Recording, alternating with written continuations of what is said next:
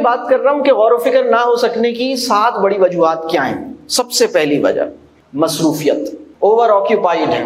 فرصت اور مصروفیت کا جو توازن ہے وہ بگڑ گیا ہے. دیکھیے مصروفیت اس وقت اچھی ہے جب ساتھ میں فرصت میسر ہو، اس مصروفیت کی افادیت اور معیار اور مقصدیت پر نگاہ رکھ سکنے کے لیے مجھے فرصت بھی مجھے ملے گی. ہمارے ایمانی تناظر میں ٹائم مینجمنٹ کا گول یہ ہے کہ ہماری لائف میں کچھ فری مومنٹس بھی پیدا ہو جائیں، فری ٹائم بھی پیدا ہو جائے. وہ فری ٹائم ریفلیکٹ کرنے کی مجھے موقع دے. تو ابھی تو بالکل آکیوپائیڈ ہے، اس کو مطلب اتنا مصروف ہے، مطلب تھوڑا سا بھی فری ہوتا ہے تو وہ اپنے آپ کو کہیں اور مصروف کر لیتے، یہ بھی کر رہا ہوں وہ بھی کر رہا ہوں. تو بالکل ایسی بات ہے کہ جانکاری کا عمل بہت بڑھایا ہوا ہے. انجذاب کہتے ہیں ایبزارپشن. جیسے ایٹنگ اور ڈائجسشن کا ایک بیلنس ہونا چاہیے نا، کھائے جاؤ اور ڈائجسٹ نہ کرو. تو بالکل ایسے کہ نوئنگ کا پروسیس تو بہت ہے، انفارمیشن گیدرنگ بہت ہے، لیکن ایبزارپشن آف انفارمیشن جسے میں انجذاب کہہ رہا ہوں، جسے میں غور و فکر اور تدبر سے تعبیر کر رہا ہوں، وہ چونکہ مصروف اتنے ہیں تو موقع ہی نہیں، کوئی موقع نہیں. بعض اوقات لوگ ہمارے کسی کورس میں یا ورک شاپس میں آتے ہیں اور لوگ مجھ سے کہتے ہیں کہ سر میں 10 سال سے اس پرابلم میں تھا اور اس ورک شاپ میں پہلی دفعہ میں نے اس پہ اطمینان سے غور کیا. مطلب اس طرح کا اظہار. تو میں کہتا ہوں یہ ایسا نہیں ہونا چاہیے. پھر باتیں ہوتی ہیں ہماری تو مجھے پتہ لگتا ہے کہ زندگی اتنی مصروف کر لی ہے، اتوار کا دن بھی مصروف ہے. ہمیں دیکھنا ہوگا، جائزہ لینا ہوگا. اور اس سے ریلیٹڈ کئی سوالات ہیں کہ معاشی مصروفیات کو کوشش کر کے ذرا ایک ڈیفائنڈ دائرے میں رکھا جائے کہ بھائی میری پوری لائف پہ چھا جانے اور قابض ہو جانے والی ایکٹیویٹی میری اکنامک اسٹرگل بن گئی ہے، تو یہ نہیں ہونا چاہیے. یہ بچوں کی تعلیم میں بھی یہی پرابلم ہو رہا ہے اس وقت. جو او لیولز، بلکہ او لیولز بھی چھوڑیے، یہ تو بلکہ دوسری تیسری جماعت کے بچوں کو یہ پرابلم ہو گئی ہے. کلاس 2 کا، کلاس 3 کا بچہ، اتنے پروجیکٹس، اتنے اسائنمنٹس، اتنے امتحانات، اتنا بوجھ ہے کہ اس بچے کو بات کرنے کا موقع نہیں ملتا، فری ٹائم اس کے پاس نہیں ہے. اور یہ سینکڑوں واقعات ہیں کہ میں پیرنٹس کے ساتھ بیٹھا ہوں اور بچوں کے لائف میں ان کی، آپ لوگ واقف ہیں کہ میں پیرنٹس کی ٹریننگ اور کاؤنسلنگ میرا شعبہ ہے. تو بتا رہے ہیں بچے کا کوئی پرابلم، اور پھر میں نے پوچھا اس کا روٹین بتاؤ، اپنا روٹین بتاؤ. تو اپنا روٹین بتایا تو میں پریشان ہوا. میں نے کہا یار یہ کیا اس آدمی نے اپنے ساتھ کیا. میں نے کہا دیکھو تم 40 سال کی عمر میں 60 سال کے لگو تم وہ والی زندگی گزار رہے ہو. بات واضح ہو رہی ہے؟ تو اپنی زندگی کو ٹھیک کریں. پھر بچے کا روٹین پوچھا تو میں لرز گیا. پتہ لگتا ہے بچہ جو ہے وہ اسکول اتنا دور ہے تو 1-1 گھنٹے ٹریول کرتا ہے وہ. اور کیا عمر ہے اس کی؟ صرف 7 سال ہے، صرف 5 سال ہے، صرف 8 سال کا. 8-9 سال کا بچہ 1-1.5 گھنٹہ ٹریول کرتا ہے. پھر وہ اتنا بزی ہے کہ وہ جی انہیں پھر وہاں سے جو ہے نا ڈرائیور لیتا ہے یا واپسی پہ کوئی فلاں آدمی پک کرتا ہے تو وہ اس کو راستے میں پھر اس کو لنچ پہنچا دیتے ہیں. تو میں ایسے بچوں کی والدین سے ملا ہوں جن کے راستے میں گاڑی میں ان کو لنچ کرایا جاتا ہے، دوپہر کا کھانا کھلایا جاتا ہے. بلکہ میں تو بعض ایسی فیملیز سے ملا ہوں جو بچوں کو راستے میں ہی گاڑی میں کپڑے چینج کروا کے اس کو وہاں سے اٹھا کے مدرسے چھوڑنے جاتے ہیں. اس کے اندر میں بھرنا ہے، یہاں جاؤ وہاں جاؤ یہاں جاؤ. کچھ فری ٹائم ہے تمہارے پاس، اپنے اندر بھی بھر رہے ہو، اس کے اندر بھی بھر رہے ہو، ریفلیکٹ ہو رہا ہے، ڈائجسٹ ہو رہا ہے، شعور کا حصہ بن رہا ہے. جب بھرے جا رہے ہیں. یہ بات واضح ہو رہی ہے؟ ٹائم نہیں ہے اس کے پاس، بالکل ٹائم نہیں. اسی کے ساتھ ریلیٹڈ ارجنسی سنڈروم، عجلت. پھر خلوت اور جلوت کا توازن بھی بگڑ گیا. یعنی خلوت کہتے ہیں سولیٹیوڈ کو، تنہائی کو، جلوت کہتے ہیں when you are in public. تو ہماری زندگی کے اندر تنہائی اور مجلس، اس کا ایک بیلنس ہونا چاہیے. سولیٹیوڈ کا ایکسپیرینس ہی اس کو نہیں مل رہا. یہ سب ہے مصروفیت کے معاملات. یہ بہت بڑا ریزن ہے غور و فکر اور تدبر کی وہ لیاقت جو فطری طور پر ہمارے اندر تھی. دیکھیں ایک پرابلم یہ ہے کہ ہم اس کی ضرورت کو محسوس نہیں کرتے، اس کی طرف مائل نہیں ہو رہے، غور و فکر اور تدبر کی طرف ہم اس کو عبادت نہیں سمجھ رہے. یہ بھی ایک پرابلم ہے. ایک اور پرابلم یہ ہے کہ ہم اس کی اہلیت سے محروم ہوتے چلے جا رہے ہیں. یعنی اس صلاحیت کو استعمال نہ کر سکنے کے نتیجے میں اب یہ صلاحیت بالکل ہی جیسے جیم ہو گئی نا، زنگ لگ گیا. یہ بہت بڑا کرائسس ہے. غور و فکر نہ کرنا چھوٹا مسئلہ ہے، نہ کر سکنا، ان ایبل ہو جانا یہ زیادہ بڑا مسئلہ ہے. بات واضح ہو رہی ہے؟ اللہ تعالیٰ مجھے اور آپ کو اس سے محفوظ رکھے. تو پہلی وجہ جو ہے غور و فکر نہ کر سکنے کی مصروفیت. دوسری وجہ مروبیت.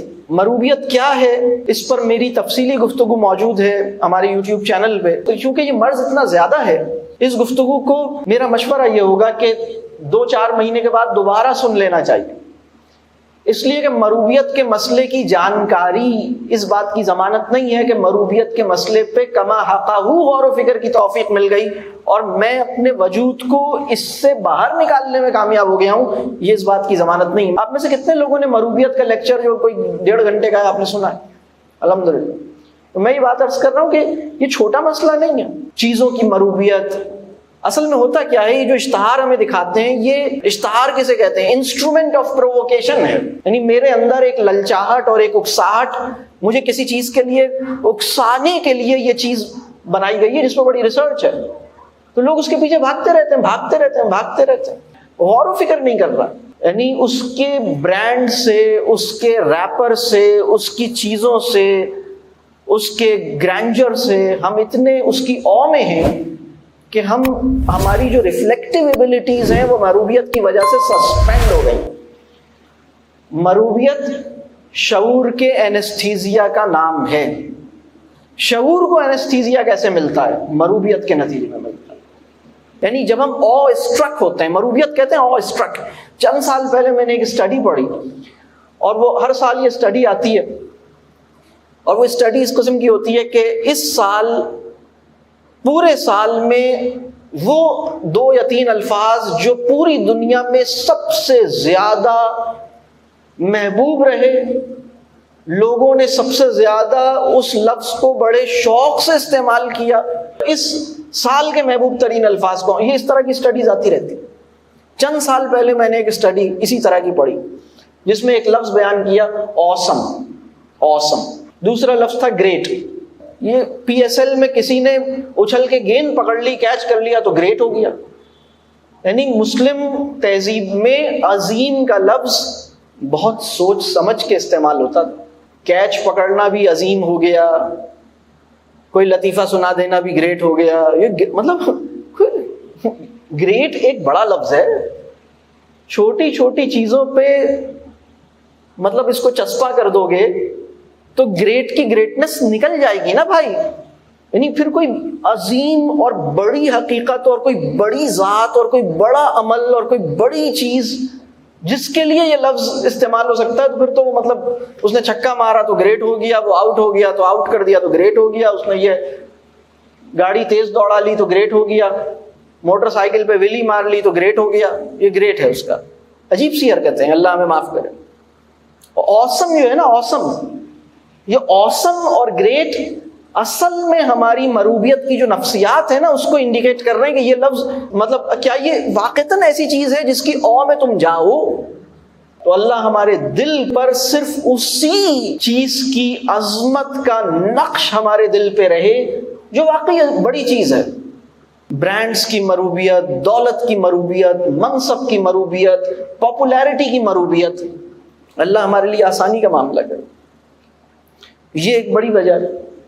جیسے وہ اینستھیزیا میں نے مثال دی نا. تیسری وجہ لنگوسٹک کمپیٹنس کی کمی، لسانی استعداد، اپنی زبان سے بے پرواہی اور بے وفائی، لفظوں سے بے پرواہی اور بے وفائی. یہ بھی میں ایک آپ کو چیلنج کے ساتھ کہتا ہوں، آپ پوری انسانی تاریخ میں کوئی ایسا بڑا آدمی دکھائیے، چاہے مسلمانوں کی تہذیب میں ہو چاہے کسی کی بھی تہذیب میں ہو، کسی بھی تہذیب میں ہو، جو اپنی زبان میں تو بالکل ہی خستہ ہو اور دنیا میں دانشور کہلاتا ہو. کوئی ایک آدمی نکال کے دکھائیے، آپ کو پتہ لگے گا کہ کسی بھی صدی میں کسی بھی عہد کا کسی بھی تہذیب کا جو بڑا آدمی ہے اپنی زبان کے اندر کمال حاصل ہے اسے. ٹھیک ہے دوسری زبان بھی جانتا ہے. ہمارے بچے کو 4-6 زبانیں آتی ہیں، الحمدللہ بہت اچھی بات ہے، آنی چاہیے. اپنی زبان میں کوئی بڑا خیال سمجھنا اس کے لیے دشوار ہو گیا. ہمارے معاشرے میں ایک رجحان اور ایک فہم ہے جو عموماً پایا جاتا ہے. میں اس کو بھی ذرا ایک سینسٹیو بات ہے جو میں ایک اور میرے ذہن میں آئی، میں اس کو بھی کلیئر کروں. الحمدللہ ایک رجحان ہمارے معاشرے میں قرآن کی طرف راغب ہونے کا الحمدللہ پیدا ہوا ہے پچھلے کوئی 15-20 سال میں. یہ ایک اچھی بات ہے, بہت اللہ کا شکر ہے. اللہ اور اس سے جڑنے کی ہم سب کو توفیق دے. اسی جذبے کے ساتھ ایک رجحان اور پیدا ہوا ہے کہ بھائی اگر قرآن سمجھنا ہے تو عربی سیکھنی ہے. کتنے لوگ اس سے واقف ہیں؟ اچھا, اس میں کوئی انکار نہیں ہے, یہ بات بالکل ٹھیک ہے. الحمدللہ وہ کلام جس زبان میں نازل ہوا اس کو سمجھیں گے تو اس کلام اور اچھی طرح سمجھیں گے. لیکن کے بعد جو بات ہے وہ میں آپ کو چاہتا ہوں اس پہ غور کیجیے. یہ آدھی بات ہے. اگر آپ کو عربی آ گئی, آپ نے کہا بھائی میں سورہ بقرہ کو اچھی طرح سمجھوں تو میں عربی سیکھ کے سورہ بقرہ سمجھوں, تو جناب یہ پوری بات نہیں ہے. اس سے پہلے کی ایک اور پری کنڈیشن ہے. یہ بات کی بات ہے کہ عربی سیکھنا بھی آپ کی قرآن فہمی میں مددگار ہوگا, یہ بات کی بات ہے. اس سے بھی زیادہ جو بیسک لیول کی بات ہے وہ یہ ہے کہ دیکھیے, آپ کی وہ زبان جو بچپن سے آپ کو آتی ہے, جس کی نیٹو لینگویج پروفیشنسی آپ کے پاس ہے, جو آپ کی تہذیب, آپ کے معاشرے, آپ کے خاندان اور آپ کے گھر کی زبان ہے, جس میں آپ سوچتے بھی ہیں اور لڑتے بھی ہیں, خوش بھی ہوتے ہیں اور ناراض بھی ہوتے ہیں, جو آپ کے وجود کی گہرائیوں میں پیوست ہے, وہ زبان جو آپ کی پہلی زبان ہے, اس زبان کے اندر بھی اگر کوئی بڑا خیال یا کوئی گہری بات یا کوئی بڑا تصور یا کوئی بڑی بات یا کوئی بامانی شعر یا آپ کے دادا اور دادی کا کوئی بہت حکیمانہ جملہ, اگر اپنی پہلی زبان کے اندر بھی کوئی علمی فکری بات آپ کی سمجھ میں نہیں آ پاتی, دادی جان اور دادا جان یا اپنے جو ٹیچرز ہیں یا اپنی زبان میں کلام کرنے والے اسکالرز ہیں, آپ کی زبان میں کچھ اسکالرز ہیں, کوئی باتیں کرتے ہیں, وہ بھی سرفیس لیول پہ سمجھ آتی ہے, تو آپ کا کیا خیال ہے کہ علام الغیوب, العلیم, الخبیر, العزیز, الحکیم کے کلام میں غوطہ لگانا, مطلب بالٹی میں پاؤں ڈالنے کی تو توفیق نہیں ہوئی ہے, بحر بے کنار میں سوئمنگ کرنے کا شوق فرما رہے ہیں. اپنے اس زام کا ہم سب کو علاج کرنے کی ضرورت ہے. کوئی بھی گہری بات جو میری اپنی زبان میں ایگزسٹ کرتی ہے, چاہے وہ پروز میں ہے, چاہے وہ پوئٹری میں ہے, چاہے وہ نانی دادی کی ہے, چاہے میرے عہد کے اسکالرز کی ہے, میں اس چیز کی ڈیپتھ میں اتر سکوں, میں اس چیز پہ غور کر سکوں, وہ مجھے کلیئر ہو سکے. دیکھیے, ڈیپتھ میں اتر سکنے کی ٹریننگ یہ میری پہلی زبان کرتی ہے. بلکہ ایک بات اور میں یہاں کلیئر کروں, جب ہم یہ کہتے ہیں نا کہ زبان ذریعہ ابلاغ ہے, اور سنا ہے سب نے, لینگویج مینز آف کمیونیکیشن, تو دیکھیے آپ کی پہلی زبان ہو سکتا ہے پنجابی ہو یا اردو ہو یا سندھی یا کوئی بھی بلوچی ہو, سپوز جو بھی زبان, جو سیکنڈ لینگویج آپ ایکوائر کرتے ہیں, اس کے معاملے میں تو یہ بات صحیح ہے کہ language is the means of communication. اس کا پرائمری فنکشن جو دوسری زبان آپ نے حاصل کی ہے وہ یہی ہے کہ وہ کمیونیکیشن کا ذریعہ ہے. لیکن جو پہلی زبان ہے وہ مینز آف کمپریہنشن ہے, وہ کیپیسٹی آف تھاٹ کو ڈیولپ کرتی ہے, وہ چیزوں کی ڈیپتھ میں جانے کی قابلیت, وہ میرے کوگنیٹو اسٹرکچر کو اسٹیبلش کرتی ہے. دیکھیں قرآن کی تفسیریں جو اہل عرب ہیں, جن کی عربی اپنی زبان تھی, انہوں نے بھی کی ہیں بہت سارے, مطلب آپ واقف ہیں, اور بہت ساری بڑی تعداد ایسی ہے جو ان لوگوں نے کی ہے جو عربی ان کی پہلی زبان نہیں تھی, ایسے بھی تو ہے نا بہت سارے. وہ تمام مفسرین جن کی عربی پہلی زبان نہیں تھی اور قرآن کی تفسیر یا ترجمہ انہوں نے کیا بفضل اللہ تعالی, آپ جب تلاش کریں گے آپ حیران ہو جائیں گے کہ وہ اپنی زبان میں کمال کا عبور رکھتے تھے, کمال کا عبور, ہلکا پھلکا نہیں. اس کے ادب عالیہ کو سمجھ سکنے کی بنیادی لیاقت ان کے پاس تھی. تو یہ جو بات ہے نا اپنی زبان, اس کو پلیز سمجھیے گا, اپنی اولادوں کو بھی اور اپنے آپ کو بھی اپنی زبان سے دور نہ کیجیے. ہم غور و فکر اور تدبر کا کوئی بڑا کام نہیں کر سکیں گے, بالکل مطلب ڈسیبل ہو جائیں گے, محروم ہو جائیں گے. کبھی اس بات پہ غور کیجیے گا کہ رسول اللہ صلی اللہ علیہ وسلم کے عہد میں, خاص طور پہ مکی عہد میں, اہل کفار میں یہ بات مشہور ہو گئی تھی کہ جو کلام سناتے ہیں نا اس میں کوئی جادو وادو ہے, انہوں نے مشہور کر دی تھی. اور پھر انہوں نے یہ کہا کہ دیکھو یہ بالکل بھی ایکسیڈنٹلی بھی اگر تم سنتے ہو نا تو یہ گڑبڑ کر دے گا تمہارے ساتھ, تو کانوں میں انگلیاں ٹھوس لینا اور اس کو سننا نہیں. اچھا جب انہوں نے یہ کہا تو لوگوں کے اندر کیوریوسٹی پیدا ہو گئی، جس چیز کو آپ کہیں گے یہ نہیں کرو تو لوگ کہیں گے اچھا ایسی کیا چیز ہے، چلو میں سنتا ہوں۔ اچھا پھر ہوتا یہ تھا کہ وہ لوگ جو رسول اللہ صلی اللہ علیہ وسلم اور اسلام کے انکاری تھے، مخالف تھے، وہ ایکسیڈنٹلی کسی صحابی کے گھر کے پاس سے گزرے، اندر تلاوت ہو رہی ہے، انہوں نے کہا چلو ذرا سنتا ہوں، دو آیتیں ایکسیڈنٹلی سننے کا موقع ملا۔ ایسے 20 واقعات ہیں، آپ کو پتہ ہے یہ چیز ہے۔ اس کو نہیں موقع ملا جو پہلے سے ایمان لایا ہے، جو کہہ رہا ہے یہ واقعی اللہ کا کلام ہے، صحیح ہے، ماننا ہے، یقین ہے، لا رہی وفی والے آدمی کی بات نہیں ہو رہی، اہل ایمان کی بات نہیں، کس کی بات ہو رہی ہے؟ کفار کی بات ہو رہی ہے، جو پہلے سے بائسڈ ہے کہ یہ چیز مجھے ورغلا دیں گے، اس سے بچو۔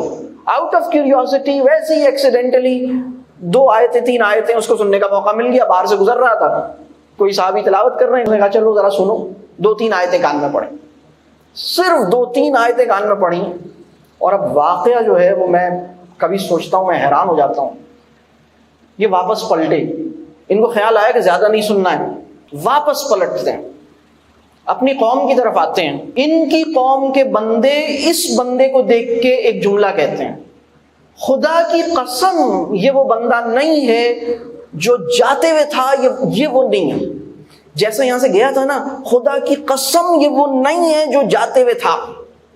اللہ اکبر، اللہ۔ ہم کبھی اس پہ سوچا اپنا؟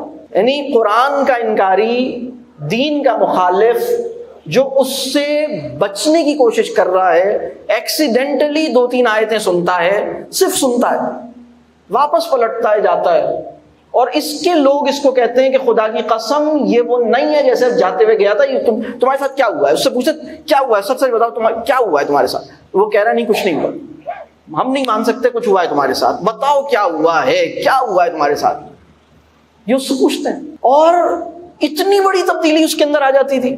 اس وقت ہم کس عہد میں ہیں؟ اب ہم اپنی پورا قرآن کسی آدمی کے اندر ہم انڈیل دیتے ہیں، تبدیلی نہیں آتی۔ پورے قرآن کا درس دینا سیکھ لیتے ہیں، پورے قرآن کی مجلس بنا لیتے ہیں، لیکن اپنی بیوی اور اپنے شوہر کا یا اپنے والدین کا دل جیتنے میں ناکام رہتے ہیں، اپنی زبان سے اپنی اولاد کی اور اپنے ملازمین کی سیلف ریسپیکٹ کو ہرٹ کرتے ہیں۔ تو قرآن اس کا کلام بنا ہے، قرآن اس کا قال بنا ہے، قرآن اس کا حال نہیں بنا ہے۔ بات واضح ہو رہی ہے؟ اور یہ میں کس کی بات کر رہا ہوں؟ مسلمان ہے اور یہ مانتا ہے کہ ہاں یہ صحیح کتاب ہے، واقعی اس کو سمجھنا چاہتا ہے، لیکن یہ کام نہیں ہوا۔ اس کی وجوہات کیا ہیں؟ اتنا بڑا اثر اس کے اندر پیدا ہوتا تھا۔ میں جب اس کی وجوہات سوچتا ہوں تو مجھے 2 بڑی وجوہات نظر آتی ہیں۔ پہلی وجہ یہ ہے کہ وہ کلام حلق سے پیدا نہیں ہو رہا تھا۔ جس صحابی کی تلاوت انہوں نے سنی تھی وہ صرف مخارج نہیں تھے، وہ صرف حسن تجوید نہیں تھا، وہ صرف حلق سے پیدا ہونے والی بات نہیں تھی، وہ ان کے قلب اور ان کے یقین اور ان کے پورے وجود کے اندر سے منعکس ہو، یعنی ان کے دل سے وہ چیز پیدا ہو رہی تھی۔ جب آیت پڑھ رہے ہوتے تھے تو وہ اسی آیت میں اسی طرح لرز رہے ہوتے تھے۔ دوزخ کی بات ہوتی تھی تو دوزخ دیکھ رہے ہوتے تھے، جنت کی بات ہوتی تھی تو جنت دیکھ رہے ہوتے تھے، وہ بالکل ایسی کنڈیشن میں ہوتے تھے، ان کا یقین اور ان کا حال۔ اور جس پہ اثر کر رہی ہے اس کا اپنی زبان میں غیر معمولی کمال ہونا۔ کبھی اس بات پہ غور کیجئے گا کہ اللہ نے حجاز کو ہی، عرب کو ہی کیوں چنا اپنے کلام کو نازل کرنے کے لیے؟ کلام الہی کا مخاطب بننے کی اہلیت ان کے اندر موجود تھی، اس لیے کہ وہ اپنی زبان سے بہت قریب تھے، لفظوں پہ غور کرتے تھے۔ یعنی اس دور میں جو انکاری تھا وہ شعوری انکاری تھا۔ آج کا جو ماننے والا ہے وہ لاشعوری ماننے والا ہے۔ آج کے ماننے والے کو یہ نہیں پتا کہ کیا کیوں مان رہا ہے، اس وقت کے انکار کرنے والے کو یہ پتا تھا کہ وہ کس چیز کا انکار کر رہا ہے۔ بات واضح ہو رہی ہے؟ اتنا بڑا فرق تھا۔ تو یہ لینگویج جو ہے نا یہ چھوٹی چیز نہیں۔ چوتھا پوائنٹ، غور و فکر نہ ہو سکنے کی چوتھی وجہ، یہ میں پہلے بیان کر چکا ہوں، اس کی اہمیت ضرورت سے ہم واقف نہیں ہیں، اس کو ہم عبادت نہیں سمجھتے، مطلب یہ کوئی کرنے کا کام ہی نہیں ہے، نہ تو ضرورت ہے، نہ اہمیت ہے، نہ عبادت ہے، تو کیا کرنا ہے؟ یہ چوتھی وجہ ہے۔ پانچویں وجہ، جانتے چلے جانے اور ایبزارب کرنے، یعنی انجذاب اور انفارمیشن گیدرنگ، یا جانتے چلے جانا اور ایبزارپشن، انجذاب، یہ بیلنس آؤٹ ہوا ہے۔ بلکہ جانتے چلے جانے میں یہ تمیز بھی ختم ہو گئی ہے کہ یہ جو میں جان رہا ہوں اس کا جاننا مفید ہے، یہ علم نافع ہے یا علم غیر نافع ہے۔ دیکھیں ہر جاننے جا سکنے والی بات نافع نہیں ہوتی۔ اس وقت کہاں سیل لگی ہے یہ غیر نافع بات ہے، اس لیے کہ جیسے ہی آپ کے علم میں آئے گا آپ فوراً مچل جائیں گے، آپ کہیں گے وہاں 70% کی سیل لگی ہوئی ہے، فوراً بھاگو، ضرورت ہے یا نہیں ہے۔ یہ میں مذاق میں کہہ رہا ہوں، لیکن یہ جو بیلنس ہے نا، یہ اس پہ بھی میں پہلے بات کر چکا ہوں، یہ 5واں پوائنٹ ہے۔ چھٹا پوائنٹ، چھٹی وجہ، وہ بہت بڑی وجہ ہے، ہمارا جو تعلیمی عمل ہے وہ مکالمے، سوالات، مطلب بچے کے سوال کے لیے اپریسیشن ہمارے ماحول میں نہیں ہے۔ مطلب وہ دینی تعلیم ہو یا کوئی فزکس کی تعلیم ہو، تعلیم کا مطلب ہے سمجھانا، سمجھاتے رہو سمجھاتے رہو، سوال جواب کا موقع نہیں ہے۔ ہم بچوں سے یہ کہتے ہیں کہ جو میں نے بتایا ہے اس کو رٹو اور لکھو، تمہارا اپنا کیا تھاٹ پروسیس ہے اس کو پیش کرو، یہ ہمارا مطلوب نہیں ہوتا۔ تو ہم ریفلیکشنز کے لیے یا کویسچنز کے لیے یا کانورسیشنز کے لیے کنڈیوسو نہیں ہے، اپریشیٹو نہیں ہے، اور یہ پورا تعلیمی عمل بعض اوقات تو اس کے لیے ڈسکریجنگ ہے۔ میں اس میں کوئی ایگزیجریشن نہیں کر رہا، آپ واقف ہی ہوں گے، لیکن کتنی عجیب سی بات ہے کہ ہمارے وطن میں ایسے تعلیمی ادارے موجود ہیں جہاں بچہ اگر اپنی زبان میں بات کرے تو اس پہ فائن لگتا ہے، یعنی اپنی زبان میں بات کرنا جرم ہے، یعنی ذہنی معذوری پیدا کرنے والا ماحول ہے۔ یہ بات سمجھ آ رہی ہے؟ یعنی ایک بچہ اپنی زبان میں سوال کر رہا ہے، مجھ سے کہیں say it in English، اس کا مطلب ہے آپ سوال روک رہے ہیں۔ اگر آپ کا بچہ یونائٹڈ نیشنز میں پہنچ گیا اور اپنی زبان میں بات کرے گا تو پوری دنیا میں زیادہ اکرام پائے گا، اور اس کو انٹرپریٹر ملے گا جو کہے گا کہ جی میں ترجمہ کروں گا۔ دنیا میں بہت سارے ہیڈز آف اسٹیٹس ہیں جو کسی انٹرنیشنل کانفرنس میں پریفر کرتے ہیں اپنی زبان میں بات کرنا، باوجود اس کے کہ انہیں انگریزی آتی ہے۔ اس لیے وہ یہ کہتے ہیں کہ اتنے سارے مجمع کو اپنی زبان کے 700-800 الفاظ سنانے کا نادر موقع اس کے بعد کہاں آئے گا۔ میں ان کو یہ بتانا چاہتا ہوں کہ میری زبان میٹھی ہے، میں ان کو بتانا چاہتا ہوں کہ میری زبان میں بڑا خیال پیدا ہو سکتا ہے۔ ہمارے ملک میں مطلب اپنی زبان میں کر نہیں سکتا، اس کی زبان میں جس نوعیت کی کرتا ہے وہ آپ جانتے ہیں۔ میں جنرل بات کر رہا ہوں، اللہ میں معاف کرے۔ 7واں پوائنٹ، فطرت سے دوری اور شور، نوائز۔ نوائز کو ہم مسئلہ نہیں سمجھتے۔ میں آپ سے بہت پرسنل چیز شیئر کروں کہ میں جب تک گرمی بہت زیادہ نہ ہو جائے میں پنکھا کھولنے پہ آمادہ نہیں ہوتا، اور اگر کھولتا ہوں تو بہت آہستہ کھولتا ہوں، اس لیے کہ اس کا شور جو ہے وہ میرے ریفلیکٹیو پروسیس کو انڈائریکٹلی انویزیبل مینر میں انفلوئنس کر سکتا ہے۔ شور جو ہے وہ یعنی اللہ اس پوری کائنات کو ایک شور یعنی ایک چنگھاڑ کے ذریعے ختم کرے گا، قیامت برپا کرے گا، ایٹم بام تھوڑی مارے گا، ایک سور پھونکا جائے گا۔ واٹ از سور؟ انبیئریبل نوائز۔ تو شور، چنگھاڑ ہلاکت خیز ہو سکتا ہے، ٹھیک ہے، مطلب ضروری نہیں ہے کہ آپ بالکل ہی چلے جائیں، لیکن کچھ چیزیں آپ کی جا سکتی ہیں۔ تو فطرت سے دوری اور ہائر لیول آف نوائز، یہ بھی ایک 7ویں وجہ ہے۔ نیچر سے، اب نیچر کی بات تھوڑی بہت پیچھے آ گئی ہے تو اس کو سمجھ لیں۔